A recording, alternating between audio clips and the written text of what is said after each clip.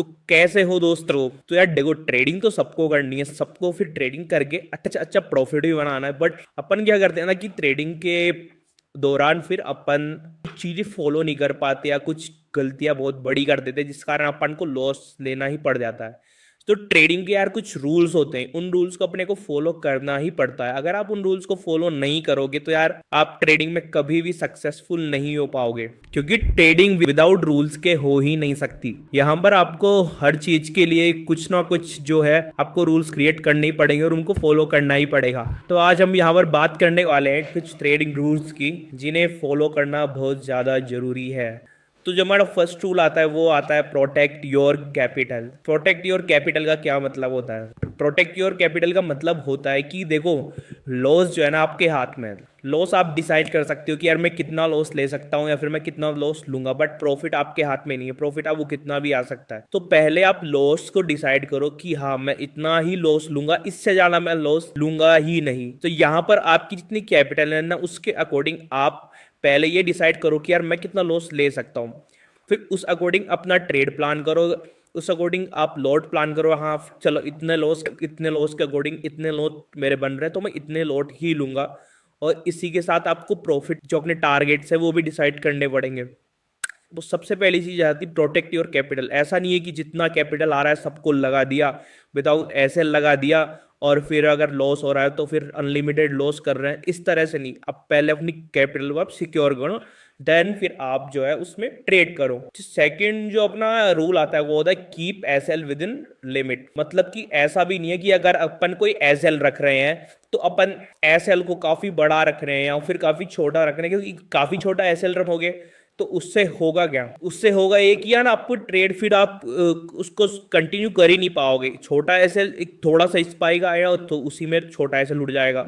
अगर आप एसएल जो है बड़ा रख रहे हो, उसमें ये दिक्कत रहेगी कि यार अगर मान लेते हैं वो एसएल हिट हो जाता है तो आपके जो कैपिटल है उसके रेशो में देखेंगे उस लॉस को, तो वो काफी ज्यादा बड़ा हो जाएगा और शायद आप नेक्स्ट ट्रेड लेने के लिए आपके पास इतना कैपिटल बच भी ना पाए। इसलिए जो आपका कैपिटल, जो आपका एसएल है, वो एक लिमिट में रहना चाहिए। दिस रिवॉर्ड और मनी मैनेजमेंट के अकॉर्डिंग आपको एसएल डिसाइड करना ही पड़ेगा। जो अपना पहला वाला जैसे अपन ने पॉइंट देखा प्रोटेक्ट योर कैपिटल, उसी से रिलेटेड दूसरा वाला पॉइंट है कि keep SL within limit. आपको एसएल को अपनी एक लिमिट के अकॉर्डिंग उसको रखो। और जो थर्ड रूल आता है अपना पुट एसएल विद एंट्री। देखो होता क्या ना, फिर अपन तो अपना तीसरा पॉइंट है पुट एसएल विद एंट्री। अपन क्या काफी ज्यादा जोश में रहते हैं जब भी अपन ट्रेड लेते हैं, तो अपन सोचते हैं चलो यार एसएल तो अपन लगा ही लेंगे, एंट्री नहीं लेते हुए फटाफट, नहीं तो एंट्री निकल जाएगी। हाँ, तो अपना तीसरा पॉइंट है फिर अपन पुट एसएल विद एंट्री। जो भी आप एंट्री ले रहे हो यार वहां पर एसएल आपको जरूर रखना है, क्योंकि बहुत सी बार ऐसे होता है कि यार मार्केट बहुत वोलेटाइल होता है। तो अपन क्या करते हैं ना कि यार फटाफट एंट्री लेते हैं यार निकल ना जाए, और एंट्री लेके और फिर एसएल लगाना भूल जाते हैं, या फिर एसएल को अपन छोड़ देते हैं चल बाद में लगा लेंगे। बट फिर मार्केट जो जब ज्यादा वोलेटाइल रहता है तब जो है काफी ज्यादा आपके अपोजिट चला जाता है, तो फिर रिग्रेट होता है यार एसएल लगा लेते तो यार इतना लॉस नहीं लेना पड़ता। तो एसएल यहाँ पर बहुत ज्यादा जरूरी हो जाता है। आप जब एंट्री बनाओ तो उसी के साथ जो है अब एसएल जो है पहले ही लगा के रखो। ऐसा नहीं है कि यार एंट्री के बाद एसएल लगा रहे हैं या फिर जब दिख रहा है यार अच्छा लॉस हो सकता है देन फिर आप सोचते हो यार एसएल लगाते हैं, तब तक क्या है बहुत देर हो चुकी होती है यार। इसलिए एसएल का ध्यान रखना बहुत ज्यादा जरूरी है। आप एसएल के साथ ही एंट्री करो। ये रूल बना लो कि जो भी एंट्री लेनी है एसएल के साथ लेनी, विदाउट एसएल एंट्री लेनी ही नहीं है। तो फिर अपना फोर्थ जो रूल है वो है always trade in the direction of momentum. आपको दिख रहा है कि मार्केट जिगजैग करता हुआ हायर हाई हायर लो बनाता हुआ ऊपर की तरफ जा रहा है, तो फिर आप यहां पर इस तरह ओवर थिंक करके या फिर ओवर स्मार्ट बन के ये प्लान मत करो कि यार अब मैं यहां से शॉर्ट कर देता हूं कि मार्केट इतना ऊपर आ चुका है तो अब यहां पर इस पॉइंट पर है यहीं से शॉर्ट कर देता हूं मैं। ऐसा मत करना। अगर मार्केट मोमेंटम के साथ ऊपर जा रहा है तो उस मोमेंटम को कैच करने की कोशिश करो। फिर मार्केट को आप यहां से पकड़ो, फिर यहां पर आएगा वो। और आपको अगर स्विंग पकड़ना ही है कि अगर यार मार्केट ऊपर जा चुका है अब यहां से गिर सकता है, तो उस स्विंग को प्रॉपर सेटअप के साथ पकड़ो। अगर यहां से मार्केट गिर रहा है ना तो फिर देखो कि यार वो कित लेवल सेट करो ताकि इस लेवल के नीचे आने पर ही मैं मार्केट में शॉर्ट करूं। मैं ये नहीं कि यहीं से शॉर्ट कर दिया, यहीं से एक बुलिश मोमेंटम में शॉर्ट कर दिया और फिर ऐसे खा लिया। ऐसा नहीं होना चाहिए कभी भी। ओवर स्मार्ट मत बनो मार्केट में, मार्केट आपके हिसाब से नहीं चलेगा। अपने को यहाँ पे सिर्फ बहती गंगा में हाथ धोना है कि जिस तरफ बह रहा है उसी तरफ खोलो साथ में, इस तरह से always straight in the direction of momentum. Momentum जब ब्रेक होगा तब आपको अच्छे से पता चल जाएगा। जब भी चार्ट में मोमेंटम ब्रेक होता है, चार्ट में पैटर्न बनना शुरू हो जाता है, अच्छा पैटर्न बनता है जो दिखाता है कि हाँ अब मोमेंटम चेंज हो चुका है, फिर उसी अकॉर्डिंग आप ट्रेड लो। फिर जो अपना नेक्स्ट जो रूल है वो है book loss and profit on time. का क्या मतलब होता है book loss and profit on time में? तो है ऑन टाइम का मतलब ये होता है कि चलो एक तो होता है कि आपने एसएल और टारगेट लगाकर काम किया है, ये सबसे अच्छी चीज है कि आपने एसएल एंड टारगेट लगाकर काम किया है। तो यहाँ पर क्या होगा कि जब भी प्राइस उस लेवल पर आएगा अपने आप जो है एसएल कट जाएगा या फिर आपको टारगेट मिल जाएगा। बट कई बार क्या होता है ना कि अपन एसएल को ट्रेल कर लेते हैं कि अपने को दिख रहा है नीचे आ रहा है तो अपने को लगता है अपना एसएल जा सकता है, तो फिर अपन क्या करते हैं उसको थोड़ा सा नीचे कर लेते हैं एसएल को। तो ये चीज काफी ज्यादा गलत होती है क्योंकि जब एसएल आ रहा है जो आपने डिसाइड कर लिया, अगर वहां पर एसएल आ रहा है तो भाई वहां पर एसएल को एक्सेप्ट करो। ऐसा नहीं है कि यार उसको ऐसे ले ही नहीं रहे हो आप, उसको ट्रेल मत करो नीचे की तरफ, उसको एक्सेप्ट कर लो, चलो ले लो यार, लॉस आ रहा है तो लॉस ले लो।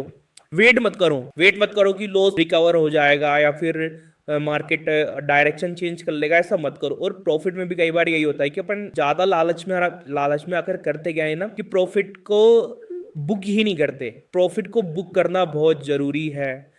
प्रॉफिट अपन वेट करते रहते हैं कि और आएगा और आएगा और आएगा, तो उस चक्कर में पूरा प्रॉफिट बुक नहीं हो पाता और अचानक से जब मार्केट रिवर्स लेता है, जब पूरा प्रॉफिट लॉस में कन्वर्ट हो जाता है। तो प्रॉफिट वही है जो आपने बुक किया है, ये ध्यान रखने वाली बात है।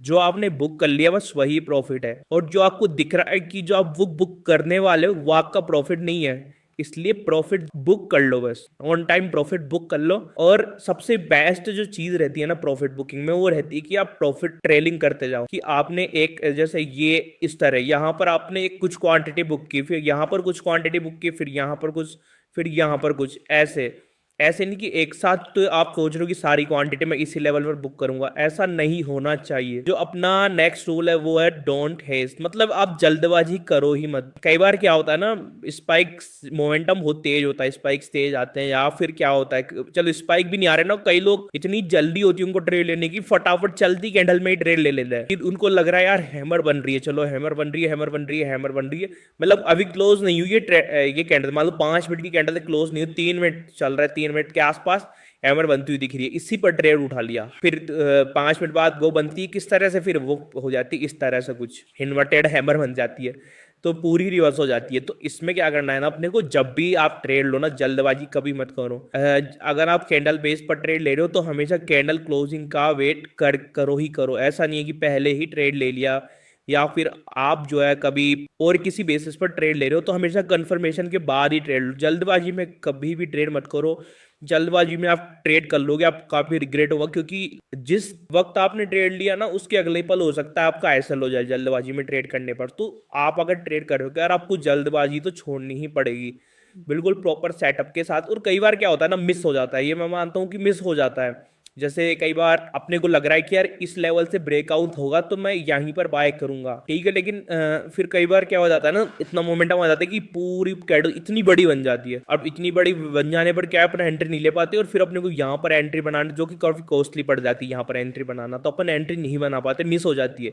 तो मिस हो जाने तो कोई दिक्कत नहीं यार, वापस चांस आएगा, मार्केट कभी खत्म नहीं होने वाला, ऐसे चांसेस मार्केट में रोज आते रहेंगे। तो ऐसा नहीं है कि यार एक मिस हो गया तो फिर आपने ये सोच लिया कि नहीं अब तो जब भी ऐसा कुछ होगा मैं पहले एंट्री बना लूंगा, ऐसा नहीं। वेट करो, अगर एक चांस मिस हो रहा है तो दूसरा जरूर आएगा। फिर जो अपना 7th रूल है वो है don't do loss recovery trading, मतलब ऐसा कभी मत करना। बहुत से लोग ऐसा करते हैं कि वो ट्रेड ही इसलिए करते हैं कि उनका जो पिछला लॉस है ना वो रिकवर हो जाए, वो सिर्फ ट्रेड ही इसलिए करते हैं, और फिर इस चक्कर में वो और लॉस करते जाते। बहुत से लोग तो ऐसे होते हैं जो लोन ले लेकर ट्रेडिंग करते हैं कि उन्होंने अपनी जो एक्चुअल कैपिटल थी वो तो खो दी, अब उसको रिकवर करने के लिए लोन ले लिया, अब लोन से ट्रेडिंग कर रहे हैं। तो भाई ये बहुत गलत चीज हो जाती है। यहाँ तो आप जो एक होता है ना कि उधारी चढ़ती जाएगी, आप इतने दलदल में फंस जाओगे ना, उससे निकल नहीं पाओगे। इसलिए जो हो चुका ना लॉस उसको एक्सेप्ट कर लो कि चलो ये हो चुका है, इसको एक्सेप्ट किया, फिर नई शुरुआत करो, नया कैपिटल क्रिएट करो, नया कैपिटल बनाओ, पैसे अरेंज करके फिर वापस से करो उसको। ऐसा नहीं कि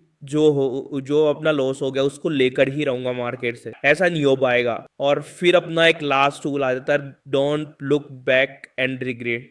इसको समझने से पहले अगर आप ऑप्शन ट्रेडिंग करना चाहते हैं, फॉरेक्स ट्रेडिंग करना चाहते हैं, आप क्रिप्टो ट्रेडिंग करना चाहते हैं, तो हर एक सेगमेंट के लिए एक ब्रोकर है। तो आपको ऊपर ट्रेडिंग करनी है, फिर स्टॉक्स में बाइंग ट्रेडिंग करनी है, तो यहाँ पर धन ऐप का यूज कर सकते हैं, जिसका लिंक अपने डिस्क्रिप्शन में दिया गया है। आप उसका यूज करके यहाँ पर अपना डीमेट अकाउंट ओपन कर ट्रेडिंग कर सकते हैं। इसके अलावा अगर आपको क्रिप्टो में ट्रेडिंग करनी है, तो क्रिप्टो में ट्रेडिंग के लिए जो बेस्ट ब्रोकर है वो है डेल्टा एक्सचेंज, जिसमें आपको हर तरह के कॉइन्स मिल जाएंगे, वो मीम कॉइन्स हो, बिटकॉइन हो, इथेरियम, सब वहां पर मिलेगा।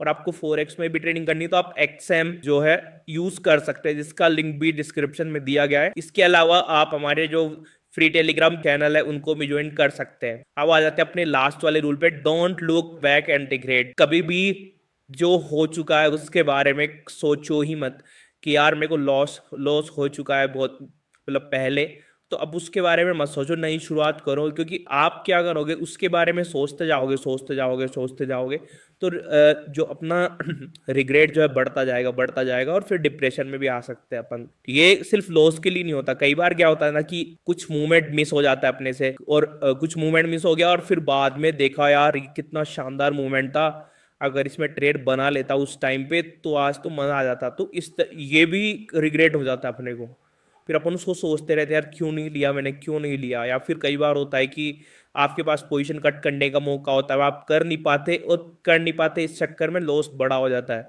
तो इसका भी रिग्रेट रह जाता है। तो बहुत सी चीज़ों का अपने को ट्रेडिंग में रिग्रेट रह जाता है कि यार इस टाइम पे मैं ऐसा कर लेता तो ऐसा हो जाता। तो यार ऐसा नहीं करना है, रिग्रेट तो करना ही नहीं है, क्योंकि ये साइकिल होता है, जो चीज़ आ चुकी है वो वापस फिर आएगी। अगर आप रिग्रेट मत करो और आगे की जो अपॉर्चुनिटी है उसके लिए देखो, क्योंकि आप अगर यहाँ पर रिग्रेट करोगे ना तो आप आगे की अपॉर्चुनिटी खो दोगे, फिर नया रिग्रेट आ जाएगा, जो अब आप नई करंट अपॉर्चुनिटी खो दी उसका रिग्रेट आ जाएगा, फिर आगे की तो ये चलता रहेगा इस तरह से। तो ये अपने कुछ ट्रेडिंग रूल्स है, तो अगर आपको अच्छे से ट्रेडिंग करनी है और ट्रेडिंग में सक्सेसफुल बनना है ना, तो यार इन रूल्स का आपको फॉलो करना ही पड़ेगा।